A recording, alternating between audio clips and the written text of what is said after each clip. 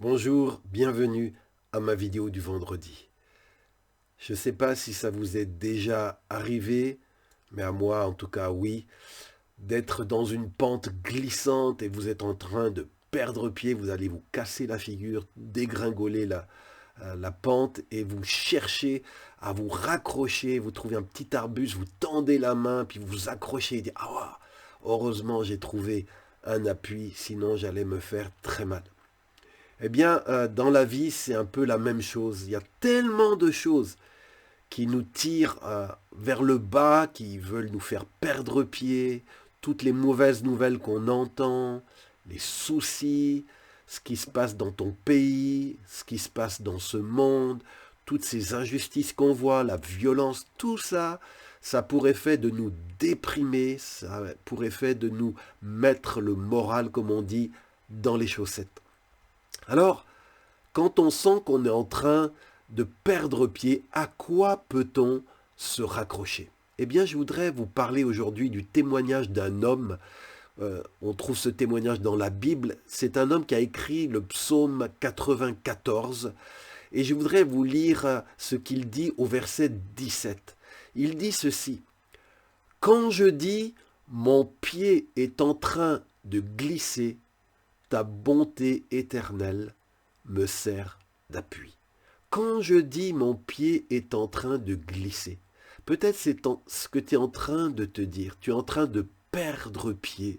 Tu es en train de décrocher. Tu es en train de perdre ta joie, ta paix. Eh bien, à quoi peux-tu te raccrocher? Eh bien, l'auteur du psaume 94 a connu ces situations où il se sentait partir, glisser. Et il dit, ta bonté éternelle me sert d'appui. C'est donc la bonté du Seigneur qui a été comme cet arbuste auquel le psalmiste s'est accroché. Et c'est elle, la bonté du Seigneur, qui lui a servi d'appui pour éviter la chute. Et vous savez, quand on est sur une pente glissante, toutes sortes de pensées se bousculent dans notre tête. Comment est-ce que je vais m'en sortir? Qu'est-ce qui va arriver? Est-ce que je verrai encore le bonheur sur la terre des vivants? Et on peut se poser la question, mais où va ce monde? Et toutes ces questions, toutes ces inquiétudes, ces angoisses nous plombent, nous alourdissent, nous pèsent, et on se demande, mais c'est quoi dans ce monde qui peut nous rendre un peu de joie? Eh bien, l'auteur du psaume 94, qui vivait lui aussi dans des circonstances très difficiles, il va écrire au verset 18, « Quand mon cœur est agité par une foule de pensées, tes consolations me rendent la joie. » Donc, il disait, ta bonté, c'est ce qui m'empêche de glisser, c'est mon point d'appui. Et là, il dit, tes consolations, Seigneur, c'est ce qui me rend la joie. Alors peut-être tu as perdu la joie, tu la cherches à la retrouver, mais c'est dans les consolations de Dieu, de sa parole, que tu retrouveras la joie. Et les consolations de Dieu, elles peuvent venir à nous sous différentes formes, de différentes façons. Ça peut être par une parole qu'on va lire dans la Bible qui va nous toucher profondément.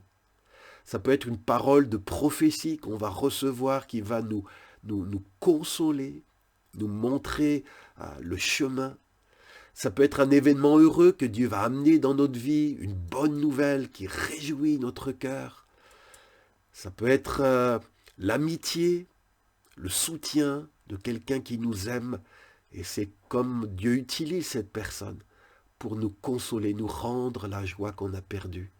Mais aussi, c'est des petits gestes de la vie de tous les jours. Peut-être la gentillesse de la caissière. Tu es allé faire tes courses, tu n'avais pas le moral. Et puis elle t'a fait un grand sourire. Elle a été vraiment gentille avec toi. Et tu ressors du magasin. Et puis, comme un rayon de joie est venu réchauffer ton cœur. Il y a aussi toute la consolation que Dieu veut nous donner au travers de la fréquentation de l'Église. Vous savez, la chaleur de la communion fraternelle, ça encourage énormément. Beaucoup de gens me disent, pasteur, ça m'a fait du bien de venir à votre réunion. Pourquoi? Parce que l'amour fraternel, c'est quelque chose qui apporte de la joie, qui apporte de la chaleur dans un monde qui en manque souvent. Alors moi, il y a une prière que je voudrais faire aujourd'hui. C'est Seigneur, ta bonté, tes consolations, c'est ça qui a empêché l'auteur du psaume 94 de sombrer dans la déprime. Alors moi aussi, Seigneur, aujourd'hui, je fais appel après cette lecture à ta bonté. Je fais appel, Seigneur, à tes consolations. Qu'elle soit mon appui, qu'elle soit mon point d'accroche qui va m'empêcher de dégringoler la pente. Et je prie pour cela aussi, pour ceux et celles qui m'écoutent. Je fais appel à tes bontés, je fais appel à tes consolations pour les encourager, pour les soutenir. Et bien aimé, j'ai une bonne nouvelle pour vous. Elle est écrite dans le livre des Lamentations. Le livre des Lamentations dans la Bible, c'est un livre où on raconte les états d'âme dans les moments difficiles. Ça peut arriver d'être dans des états d'âme où on se lamente. Mais dans ce livre, il y a vraiment une parole d'encouragement. Et je voudrais que tu la saisisses par la foi. Il est écrit dans Lamentation 2, versets 22 et 23. Il est écrit ceci, je lis. « Les bontés de l'Éternel ne sont pas épuisées. Ses compassions ne sont pas à leur terme. Elles se renouvellent chaque matin. Oh, que ta fidélité est grande. » L'auteur des Lamentations disait « Ce qui m'encourage, ce qui m'aide à tenir ferme, même dans les moments où je serais tenté de glisser, où l'ennemi voudrait me faire glisser, c'est que les bontés de Dieu pour moi, qui se sont manifestées dans mon passé, elles ne sont pas épuisées. Les compassions de Dieu dont j'ai été l'objet tant de fois, eh bien, elles ne sont pas à leur terme. Elles se renouvellent chaque matin. Alors, mon frère, ma sœur, tu es en droit, tout comme Jésus nous enseigne de demander notre pain quotidien. Demande ta ration quotidienne de bonté, de consolation pour tenir bon, pour tenir ferme. Et dans le livre du prophète Habakkuk au chapitre 3, je lis les versets 17 à 19, Habakkuk qui lui aussi vivait dans un temps déprimant, un temps de désolation. Il dit ceci, on le lit verset 17, « Le figuier ne fleurira pas, la vigne ne produira rien. Le fruit de l'olivier manquera, les champs ne donneront pas de nourriture, les brebis disparaîtront du pâturage et il n'y aura plus de bœufs dans les étables. » C'est vraiment une situation déprimante, humainement parlant, de désolation, de grande détresse que décrit ici le prophète Habakkuk. Mais au milieu de toutes ces détresses, il va prononcer une parole magnifique. Verset 18, il dit « Toutefois, malgré toutes ces circonstances d'adversité, je veux me réjouir en l'Éternel. Je veux me réjouir dans le Dieu de mon salut. L'Éternel, le Seigneur, est ma force. » Tout mon frère, ma sœur veut te tirer, toute sorte de force veut tirer en bas de la pente. Mais l'Éternel est ta force. Il rend mes pieds, dit Habakkuk, semblables à ceux des biches. Il me fait marcher dans les lieux élevés. Le Seigneur veut affermir tes pas.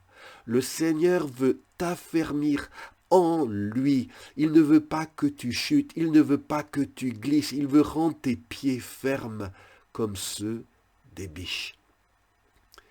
Et pour ceux, peut-être d'entre vous, dont le pied a glissé, que vous avez chuté, vous vous retrouvez tout en bas et vous êtes découragé, abattu, eh bien je prie le Seigneur de vous relever. Je prie le Seigneur de vous aider à regagner les hauteurs d'où vous êtes dégringolés. Je prie le Seigneur d'affermir à nouveau vos pas dans sa présence, dans sa parole, comme ceux des biches. Vous savez, bien-aimés, l'auteur du psaume 94 déclarait « Si l'Éternel n'était pas mon secours, j'habiterai bien vite dans le monde du silence. Oh, bien-aimé, si l'Éternel n'avait pas été mon secours depuis tant et tant d'années, si le Seigneur ne m'avait pas consolé tant de fois, j'habiterais depuis longtemps dans le monde du silence. Mais moi je veux dire avec Habacuc, avec toi, l'Éternel est ma force. La bonté du Seigneur, c'est ce à quoi je m'accroche. Les compassions de Dieu, c'est ce qui me rend la joie malgré toutes les épreuves. Oui, quand je dis mon pied est en train de glisser, ta bonté éternelle me sert d'appui. Quand mon cœur est agité par une foule de pensées, tes consolations me rendent la joie. Oh, que ces paroles bien-aimées du psaume 94, que ces paroles vous encouragent. Vous savez, Dieu m'a appelé à poster sur ma page Facebook ou ma chaîne YouTube Jean-François Gott chaque vendredi un message. Parce que Dieu aime son peuple, Dieu veut encourager son peuple, Dieu veut réjouir ceux qui sont dans la tristesse, affermir les genoux qui chancellent. Alors n'attendez pas que YouTube ou Facebook vous disent qu'un message vous attend. Ils ne le feront pas. C'est à vous de prendre l'habitude chaque semaine. Si ces messages vous font du bien, prenez l'habitude de vous connecter chaque semaine à Jean-François Gott. Un message vous attendra, que Dieu me mettra sur le cœur, parce qu'il vous aime, parce que votre vie a du prix à ses yeux, et qu'il veut vous soutenir et vous encourager. Je vous donne donc rendez-vous vendredi prochain. Que Dieu vous bénisse.